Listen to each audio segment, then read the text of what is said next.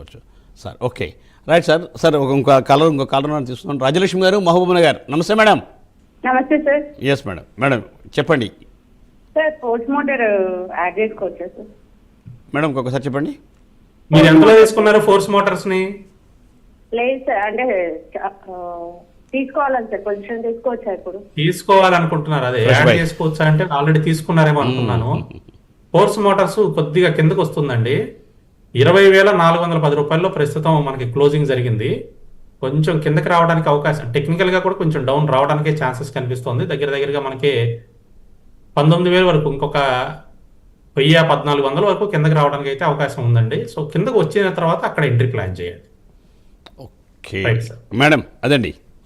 So sir అంటే sir జనరల్గా average అంటే కొద్ది స్టాక్స్ అంటే సార్ 25, 20 అట్లా సార్ జనరల్గా ఎట్లాగా మీ అనుభవంలో ఎట్లా సార్ జనరల్గా అది తీసుకోవాలనుకుంటే అంటే ఒక స్టాక్ లో మీరు 1,00,000 రూపాయలు ఇన్వెస్ట్ చేద్దామని అనుకుంటే ఒక 30% ఇక్కడ స్టార్ట్ చేయండి. 30% కరెక్ట్. తక్కువ క్వాంటిటీతో మీరు చేద్దాం అనుకున్నప్పుడు 3 పార్ట్స్ కింద దాన్ని డివైడ్ చేసుకోండి. ఒక 30% ఇక్కడ చేసుకోండి. 30% చేసిన తర్వాత ఒకవేళ కిందకు వస్తే ఇంకొక 30% చేయండి. అంటే మీరు ఒక స్టాక్ లో ఎంత ఇన్వెస్ట్ చేయాలని ఒక అవగాహనతో అయితే వస్తారు కదా, పెట్టుబడి పెట్టడానికి ఈ స్టాక్ లో ఇంత పెడదాం అనుకుంటారు మీరు. అంతే కదండి. ఆ పెట్టుబడిని 3 భాగాల కింద చేసుకోండి. ఓకే, 3 భాగాల కింద చేసుకున్నప్పుడు ఏమవుతుంది అంటే మీరు డౌన్ ట్రెండ్ వచ్చినప్పుడు కూడా యావరేజ్ చేసుకోవడానికి అవకాశం కుదురుతుంది. ఓకే, పెరిగేటప్పుడైనా కూడా మనం యావరేజ్ చేసుకోవాలి. ఓకే, పెరిగేటప్పుడు కూడా మనం యావరేజ్ చేసుకోవచ్చు. Okay okay. సో ఇప్పుడు కెనరా బ్యాంక్ కూడా చూడొచ్చు అయితే ఈ లెక్కనే, అంతే కదా సార్? కెనరా బ్యాంక్ కూడా లాస్ట్ టైం కూడా నేను మన షేర్లో కూడా మీరు చెప్తుండే బ్రహ్మాండంగా తీసుకోవచ్చు సార్. కెనరా బ్యాంక్ వచ్చిన ఇబ్బంది ఏమీ లేదు, చాలా చక్కగా మంచి లెవెల్లో ఉంది 130. ఈ పరిస్థితుల్లో కెనరా బ్యాంక్ లో కూడా ఇన్వెస్ట్మెంట్ అనేది ప్లాన్ చేసుకోవచ్చు అండి. 130 అనేది మంచి లెవెల్ యాక్చువల్గా చెప్పాలంటే మనం బయింగ్ చేసుకోవడానికి. Okay okay okay sir. మరి ఇప్పుడు ఉన్న దాంట్లో సరే జనరల్ ఏంటంటే ఆటో కానీ ఇవన్నీ కూడా ఇవి ఎట్లా ఉండొచ్చు సార్ జనరల్గా సార్? ఇప్పుడు ఏంటంటే ఆయిల్ కూడా ఇది ఆటో సెక్టర్ కొద్దిగా అప్స్ అండ్ డౌన్స్ అయితే ఉంటుందండి. సో ఆటో సెక్టర్ ప్రస్తుతం ఇక్కడ ఏమవుతుందంటేనండి, ఆటో సెక్టర్ లో మనకి చాలా వరకు కూడా ఈ ఎలక్ట్రికల్ వెహికల్స్ కి ట్రాన్స్ఫార్మ్ అవుతున్నాయి దాదాపుగా అన్ని మేజర్ కంపెనీలు. అవును సార్. ఇప్పుడు టాటా మోటార్స్ చూసుకున్నా, ఈవెన్ మారుతి కూడా మళ్ళీ ఎలక్ట్రికల్ వెహికల్స్ లోకి వచ్చేస్తుంది. అవునండి, అవును. సో ఆల్రెడీ ఒక మోడల్ లాంచ్ చేశారు. అలాగే హ్యుండై ఆల్రెడీ ఉంది, హ్యుండై కోనా అని చెప్పేసి. అలాగే ఎంజీ ఉన్నాయి. సో దాదాపుగా మేజర్ కంపెనీస్ అన్ని కూడా ఎలక్ట్రికల్ వాహనాల వైపు పుష్ చేస్తున్నాయి. 2 వీలర్ సెగ్మెంట్ లో చూసుకుంటే ఆల్రెడీ టీవీఎస్, హీరో ఇవన్నీ కూడా ఇండస్ట్రీ లీడింగ్ లోకి వచ్చేసినాయి. ఒకప్పుడు చాలా తక్కువ పర్సెంటేజ్ సేల్స్ ఉండేవి. ఇవి రీసెంట్ సేల్ రిపోర్ట్ లో చూసుకుంటే ఓలా, ఏథర్ వీటన్నిటిని దాటుకుని ముందుకు వచ్చేసినాయి. సో ఆటో సెక్టర్ లో చాలా వరకు కూడా మనకి ట్రాన్స్ఫర్మేషన్ జరుగుతుందండి. గ్రీన్ ఎనర్జీ రెవల్యూషన్ వైపు వచ్చేస్తుంది. కాబట్టి ఈ ఆయిల్ కి సంబంధించి ఏదన్నా ఉన్నా కూడా ఇవి ఎలక్ట్రికల్ వాహనాల వైపు వస్తున్నాయి. కాబట్టి వీటికి వచ్చిన ఇబ్బంది అయితే ఏం లేదండి. అందుకని కొద్దిగా అప్స్ అండ్ డౌన్స్ అని ఎందుకు అంటున్నానంటే పూర్తిగా ట్రాన్స్ఫర్మేషన్ జరగలేదు.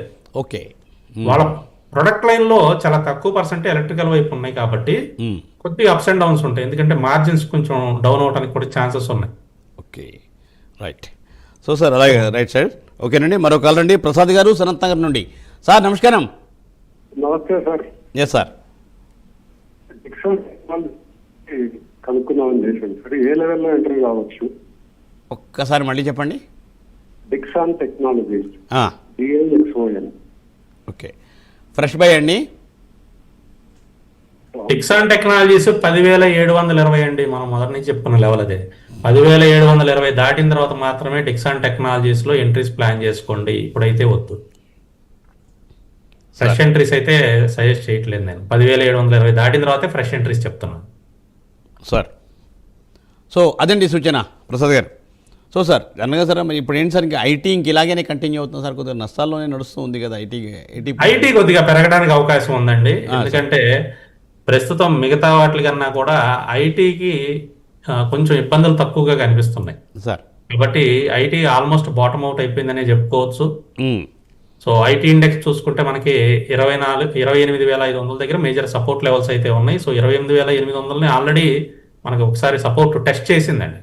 టెస్ట్ చేసి ప్రస్తుతం 29,541లో ఐటీ ఇండెక్స్ ట్రేడ్ అవుతోంది. ఆల్మోస్ట్ బాటమ్ అవుట్ అయిపోయిందని చెప్పుకోవచ్చు. ఐటీలో ఉన్న మేజర్ స్టాక్స్ ఏవైతే ఉన్నాయో ఆ మేజర్ స్టాక్స్ లో మనం ఎంట్రీస్ అనేది కొంచెం తక్కువ క్వాంటిటీతో ఎంట్రీస్ ప్లాన్ చేసుకోవచ్చు అండి, ఇబ్బంది ఏం లేదు. Okay right sir. సార్ మరో కాల్ అండి, హనుమాన్ సింగ్ గారు ఖమ్మం. సార్ నమస్కారం. నమస్కారం సార్. నమస్కారం సార్. సార్ వెంకట్ గారిని అడగండి, ఏం అడగరు. వెంకట గారు నమస్కారం అండి. నమస్తే అండి. వెంకట గారు, ఈ డిఫెన్స్ లో హెచ్ఏఎల్ ఒకటి హోటల్, దాంట్లో lemon tree or EIH hotel తీసుకోవచ్చండి ఇప్పుడు? లెమన్ ట్రీ, ఇంకోటి ఏంటన్నారండి? EIH hotel. ఇంకొకసారి చెప్పండి. EIH hotels. ఈఐహెచ్ రెండు ఏదో ఒకటి హెచ్ఏఎల్ తీసుకోవచ్చా? Okay okay. Lemon tree or EIH, ఈ రెండిట్లో ఏదో ఒకటి, హెచ్ఏఎల్ ఒకటి. మీరు అనేది అవును సార్, అవును సార్. హెచ్ఏఎల్ ఆర్డర్ బుక్ చాలా అద్భుతంగా ఉందండి. హెచ్ఏఎల్ ఉన్నంత ఆర్డర్ బుక్ మిగతా డిఫెన్స్ స్టాక్స్ లో చూసుకుంటే దేనికి లేదు. కాకపోతే ప్రాబ్లం ఏమవుతుందంటే ఎగ్జిక్యూషన్ ప్రాబ్లం ఉంది హెచ్ఏఎల్. సో ఇది నేను చెప్పిందే కాదు, మన ఎయిర్ చీఫ్ వారు కూడా చెప్పడం జరిగింది, చాలా డిలేలు అవుతున్నాయి హెచ్ఏఎల్ దగ్గర నుంచి అని చెప్పేసి. ఆ ఒక్క విషయంలోనే హెచ్ఏఎల్ కొంచెం వెనగడికేయాలని పరిస్థితి. కానీ బట్ చాలా అద్భుతమైన ఆర్డర్ బుక్ అండి, మార్జిన్స్ కూడా చాలా అద్భుతంగా ఉన్నాయి. సో కొద్దిగా మనకి కిందకి రావడానికి కూడా రీజన్ అదేనండి. కాకపోతే లోవర్ లెవెల్స్లోనే ఉంది, 3588లో ఉంది, మంచి లెవెలే ఇది. కరెంట్ ప్రైస్లో కూడా మీరు ఎంట్రీస్ తక్కువ క్వాంటిటీ ఎంట్రీస్ ప్లాన్ చేసుకోవచ్చు హెచ్ఏఎల్. సో కొంచెం చేంజెస్ అయితే జరుగుతాయండి, హైయర్ లెవెల్లో చేంజెస్ జరగడానికి కూడా ఛాన్సెస్ అయితే కనిపిస్తున్నాయి. కాబట్టి మళ్ళీ హెచ్ఏఎల్ పూర్వవైభవం అయితే వస్తుంది. డెఫినెట్గా మీరు హోల్డ్ చేయండి, లాంగ్ టర్మ్గా హోల్డ్ చేయండి. అలాగే లెమన్ ట్రీ హోటలా లేదా ఈఐహెచ్ హోటలా అని అడుగుతున్నారు. ఆ రెండింటిలో ఏది బెటర్గా ఉంది అని అంటే మనకి ఏహెచ్ అయితే డౌన్ ట్రెండ్ ఇంకా కంటిన్యూ అవడానికి ఛాన్సెస్ కనిపిస్తున్నాయి. లెమన్ ట్రీ కొద్దిగా బాటమ్ అవుట్ అయిందనే చెప్పుకోవచ్చు అండి. లెమన్ ట్రీ తీసుకోవాలి అని అనుకుంటే మాత్రం 112 రూపాయలు దాటిన తర్వాత తీసుకోండి లెమన్ ట్రీలో. ఈఐహెచ్ తీసుకోవాలనుకుంటే మాత్రం 305 రూపాయలు దాటిన తర్వాత తీసుకోండి. రెండు కూడా దాదాపు ఒకేలాగా ఉన్నాయి, కానీ ఈ రెండింటికి లెవెల్స్ చెప్తున్నాను. ఇందులో ఏ లెవెల్ ముందు హిట్ అయింది అని అంటే దాంట్లో ఎంట్రీ ప్లాన్ చేసుకోండి. రైట్ సార్, హనుమాన్ గారు అదేంటి సూచన. సో సార్ మరి ఏంటి సార్ ఇప్పుడు ప్రస్తుతం దాంట్లో డిఫెన్స్ స్టాక్స్ కోసం ఏమైనా చూడొచ్చా, అసలు ఏంటి పొజిషన్ ఏంటి సార్? డిఫెన్స్ స్టాక్స్ చూడొచ్చు సార్. చూడొచ్చు. డిఫెన్స్ స్టాక్స్ మనకి DRDO కమింగ్ డేస్ లో బాగా పెరగడానికి, తొందరగా రికవరీ అవడానికి అయితే ఛాన్సెస్ కనిపిస్తున్నాయి. సో డిఫెన్స్ స్టాక్స్ అయితే చూడొచ్చు. అంటే కేవలం యుద్ధం అని కాదు, యాక్చువల్ గా డిఫెన్స్ సంబంధించి చూసుకుంటే మనకి రీసెంట్ గా జరిగిన ఫ్రీ ట్రేడ్ అగ్రిమెంట్, అంటే యూరోపియన్ యూనియన్ తో జరిగిన ఫ్రీ ట్రేడ్ అగ్రిమెంట్ కానీ, తర్వాత బడ్జెట్ లో డిఫెన్స్ కేటాయింపులు కానీ, వీటన్నిటి తర్వాత కూడా మనం డిఫెన్స్ స్టాక్స్ కి ఫోకస్ చేయొచ్చు అని చెప్పేసి లాస్ట్ 2 months బ్యాక్ కూడా మనం చెప్పుకున్నాం. అవును సార్. సో యుద్ధం అనేది కాసేపు పక్కన పెడితే వాటికి కేటాయింపులు బాగా ఉన్నాయండి. తర్వాత మనం ఫ్రాన్స్ వాళ్ళతో సంబంధించి డిఫెన్స్ సంబంధించి కొన్ని ఒప్పందాలు అయితే చేసుకోవడం జరిగింది. తర్వాత కెనడా వాళ్ళతో కూడా ఒప్పందాలు చేసుకోవడం జరిగింది, బ్రెజిల్ వాళ్ళతో ఒప్పందాలు చేసుకోవడం జరిగింది డిఫెన్స్ సంబంధించి చెప్పి స్పెషల్. సో మిగతా సెక్టర్లు పక్కన పెడితే సో దీర్ఘకాలికంగా అయితే చాలా బాగుంటాయండి, బాగా పెరగడానికే స్కోప్ ఉంది. ఇప్పుడు ఏదన్నా కొంచెం డౌన్ ట్రెండ్ వచ్చిందంటే మార్కెట్ పరిస్థితుల వల్ల కొద్దిగా మొదపర్లు ఎగ్జిట్ అయిపోయి భయపడి బయటకు వచ్చేస్తున్నారు తప్పితే ఓవరాల్ గా చూసుకుంటే డిఫెన్స్ సెక్టర్ చాలా బాగుంటుంది. కమింగ్ డేస్ లో బాగా పెరగడానికి అయితే ఛాన్సెస్ ఎక్కువగా ఉన్నాయి. Nice nice nice. So nice sir, thank you. So sir మరో కాల్ రండి, ప్రభా గారు చెన్నై నుండి. మేడం నమస్తే అండి. వెంకట గారు నమస్తే సార్. నమస్తే అండి. బిఈఎల్ ప్రెసెంట్ రేట్ లో తీసుకోవచ్చా? బైయింగ్ రేట్ చెప్పండి, ఎక్కడ బై చేయమంటారు? బిఈఎల్ తర్వాత నెక్స్ట్ హెచ్సిఎల్ టెక్ 1342 ఉన్నాయి సార్. అది ఇంకా డౌన్ ఫాల్ అవుతాయి కనుక ఎక్కడ మళ్ళీ ఇంకొక యాడ్ చేయమంటారు? ఫస్ట్ స్టాక్ ఏంటండి? బిఈఎల్. బిఎల్ ఫ్రెష్ ఎంట్రీయా? అవునండి. 404.75 లో ఉందండి. 400 కన్నా మనకి పైన ఉంది కాబట్టి కరెంట్ ప్రైస్ లో తీసుకోండి. కొంచెం తక్కువ క్వాంటిటీతో ఎంట్రీ ప్లాన్ చేయండి. బిఎల్ పర్వాలేదు. హెచ్సిఎల్ టెక్ సపోర్ట్ లెవెల్ తీసుకుందండి, 1300 దగ్గర మనకి సపోర్ట్ లెవెల్ తీసుకుని అక్కడి నుంచి పైకి వస్తుంది.